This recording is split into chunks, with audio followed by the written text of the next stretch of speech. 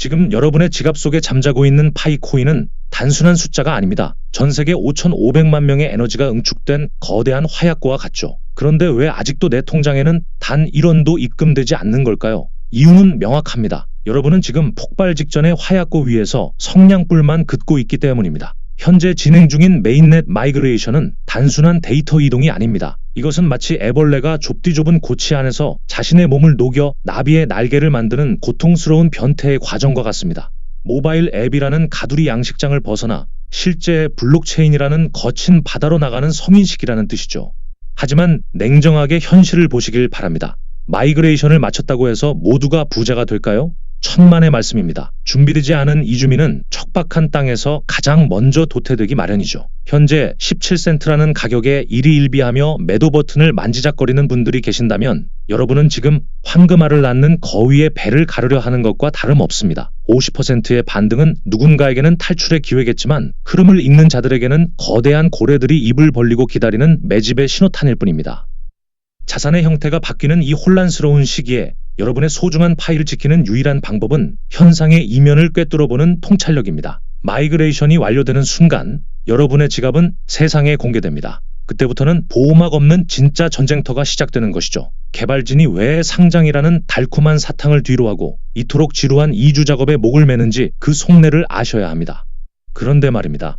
이 모든 마이그레이션 과정이 사실은 비트코인이 17년 전 겪었던 어떤 사건의 완벽한 복사판이라는 사실을 눈치채셨나요? 더 소름 돋는 건 파이 네트워크는 비트코인이 10년 넘게 헤맸던 치명적인 약점을 단 한 번의 업데이트로 해결하려 한다는 점입니다. 그들이 설계한 이 거대한 함정, 아니 기회는 대체 무엇일까요?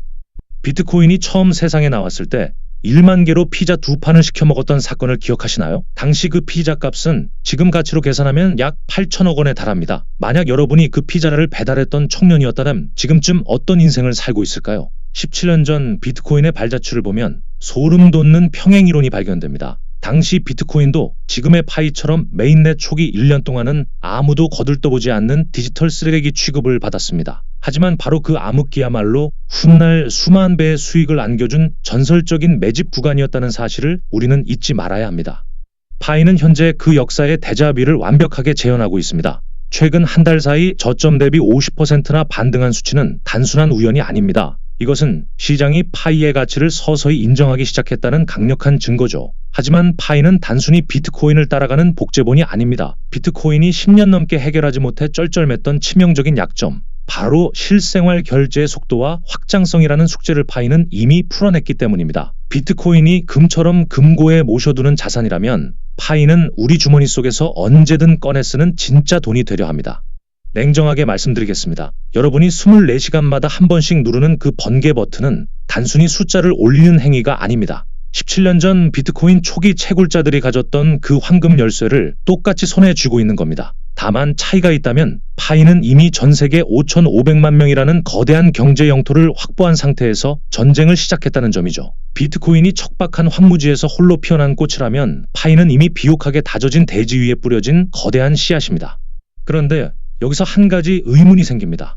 우리 같은 개인들이 이렇게 파이를 소중히 모으고 있을 때 정작 전 세계의 돈줄을 쥐고 흔드는 월가의 거물들은 무슨 생각을 하고 있을까요? 그들은 겉으로는 코인을 비난하면서도 뒤에서는 이미 상상도 못할 거대한 그물을 치고 있습니다. 특히 골드만삭스와 블랙록 같은 포식자들이 파이에 이것을 미친 듯이 탐내고 있다는 정황이 포착되었습니다. 과연 그들이 노리는 파이의 진짜 무기는 무엇일까요? 세상에 돈줄을 쥐고 흔드는 월가의 포식자들이 코인을 사기라고 비난할 때 여러분은 그들의 입이 아니라 손을 보셨어야 합니다. 지금 이 순간에도 골드만삭스, 블랙록, JP모건 같은 거대 금융공룡들은 수십조 원의 자금을 디지털 자산이라는 그물로 옮겨 담고 있습니다. 그들이 겉으로는 차갑게 냉소하면서도 뒤에서는 왜 이토록 분주하게 움직이는 걸까요? 그 답은 곧 통과될 클래러티 액트, 즉 가상자산 명확성 법안에 숨겨져 있습니다. 이 법안이 발효되는 순간 은행들이 코인 시장이라는 노다지에 합법적으로 굴착기를 들이댈 수 있는 면허증을 손에 쥐게 되기 때문입니다.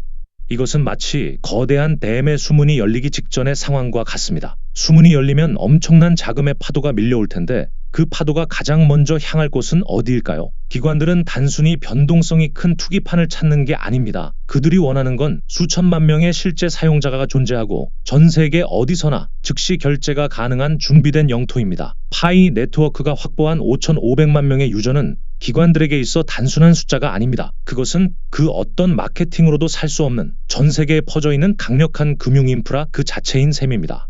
기관들이 파이를 주목하는 진짜 이유는 바로 이 확장성에 있습니다. 아무리 뛰어난 기술도 쓰는 사람이 없으면 고철에 불과하죠. 하지만 파이는 이미 전 세계 곳곳에 개척자들이 뿌리내리고 있습니다. 거대 자본이 이 인프라 위에 올라타는 순간 여러분이 가진 파이의 가치는 상상도 못할 속도로 재편될 것입니다. 그는 여러분이 지쳐서 파이를 헐값에 던지기를, 그래서 자신들이 그 물량을 고스란히 받아내기를 조용히 기다리고 있습니다. 여러분의 소중한 자산을 그들의 배를 불리는 먹잇감으로 던져주실 건가요? 하지만 여기서 우리는 더 냉정해져야 합니다. 기관에 자금이 들어온다고 해서 모든 문제가 해결될까요? 시가총액 1조 달러라는 꿈같은 숫자가 현실이 되기 위해서는 반드시 넘어야 할 마지막 관문이 남아 있습니다. 이 관문을 통과하지 못하면 파이는 그저 덩치 큰 종이호랑이로 남게 될 뿐이죠. 과연 10달러라는 숫자를 현실로 만들 최후의 퍼즐 조각은 무엇일까요? 그리고 왜 전문가들은 지금이 가장 위험하면서도 가장 달콤한 시기라고 말하는 걸까요? 파이코인 한 개가 10달러가 되는 순간 파이 네트워크의 시가총액은 1조 달러라는 꿈의 숫자에 도달하게 됩니다. 여러분은 이 숫자가 단순한 희망회로인지 아니면 치밀하게 계산된 미래인지 구분하실 수 있습니까? 1조 달러는 전 세계 시가총액 1위 기업인 애플이나 비트코인이 도달했던 신성한 영역입니다. 많은 이들이 파이의 엄청난 발행량을 근거로 이것이 불가능한 망상이라며 비웃곤 하죠. 하지만 경제학의 기본 원리를 안다면 그 비웃음이 얼마나 무식한 소리인지 금방 깨닫게 됩니다. 화폐의 가치는 단순히 얼마나 발행되었는가가 아니라 얼마나 활발하게 손바꿈이 일어나는가에 의해 결정되기 때문입니다. 아무리 귀한 다이아몬드라도 금고 속에만 갇혀 있으면 경제적 가치는 0원입니다. 반대로 흔한 종이 조각이라도 전 세계 사람들이 그것으로 밥을 먹고 옷을 산다면 그것은 강력한 법정 화폐가 됩니다. 지금 이 순간에도 베트남의 쌀국수 가게에서, 한국의 카페에서, 아프리카의 시장에서 파이로 결제가 이루어지고 있다는 사실에 주목해야 합니다. 이것은 마치 거대한 실핏줄이 온몸으로 퍼져나가는 과정과 같습니다. 거래소라는 큰 혈관에만 의존하는 다른 코인들과 달리 파이는 이미 우리 삶의 가장 낮은 곳에서부터 실물 경제라는 근육을 형성하고 있습니다. 시가총액 1조 달러라는 고지는 단순히 투기꾼들의 자금이 몰려올 때가 아니라 파이가 여러분의 지갑 속에서 가장 익숙한 결제 수단이 될 때 저절로 정복될 것입니다. 하지만 여기서 제가 여러분께 팩트 폭격을 하나 날려야겠습니다. 이 1조 달러의 축제가 열리는 날 정작 웃지 못하고 피눈물을 흘릴 사람들이 반드시 나타납니다. 그들은 지금 누구보다 열심히 채굴 버튼을 누르고 있는 분들 중 상당수일 겁니다. 믿기지 않으시겠지만 부의 문턱에서 가장 먼저 미끄러지는 사람들에게는 공통적인 치명적 습관이 있습니다. 과연 개척자라는 이름 뒤에 숨은 구경꾼들은 어떤 실수를 저지르고 있는 걸까요? 그리고 여러분은 그 숙청의 대상에서 안전하다고 확신하시나요? 오늘 여러분이 누른 그 번개 버튼이 훗날 자녀의 학자금이 될지 아니면 의미 없는 손가락 운동으로 끝날지는 오직 오늘 여러분의 행동에 달려 있습니다. 부의 추월 차선에 올라탄 사람들과 입구에서 쫓겨난 사람들의 차이는 단 하나였습니다. 바로 참여의 농도입니다. 파이 네트워크라는 거대한 기차는 이제 막 역을 출발하려 합니다. 그런데 아직도 객실에 앉아 창밖의 시세표만 쳐다보고 계신가요? 냉정하게 말씀드리자면 단순히 지갑에 파이를 채워두고 가격이 오르기만을 기다리는 사람은 개척자가 아니라 그저 운 좋은 구경꾼에 불과합니다. 진짜 개척자는 파이라는 씨앗을 땅에 심고 물을 주는 사람입니다. 시장에서 파이로 물건을 사고 주변 지인에게 파이의 가치를 설명하며 스스로가 하나의 작은 은행이 되어 생태계를 순환시키는 분들입니다. 화폐는 고여있을 때 썩고 흐를 때 비로소 생명력을 얻습니다. 여러분이 파이로 첫 결제를 시도하는 그 순간 여러분은 단순히 물건을 사는 게 아니라 파이의 가치라는 성벽에 벽돌 하나를 쌓는 셈입니다. 이 벽돌들이 모여 시가총액 1조 달러라는 거대한 성이 완공되는 것이죠.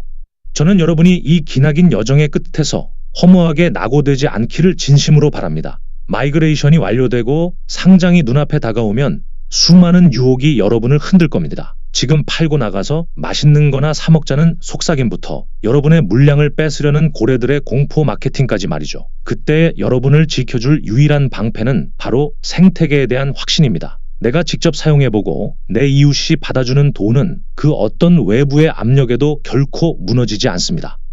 이제 선택의 시간입니다. 시대의 흐름에 몸을 맡긴 채 부의 주인공이 되시겠습니까? 아니면 나중에 그때 나도 채굴했었는데 라며 소주잔을 기울이는 후회주의자가 되시겠습니까?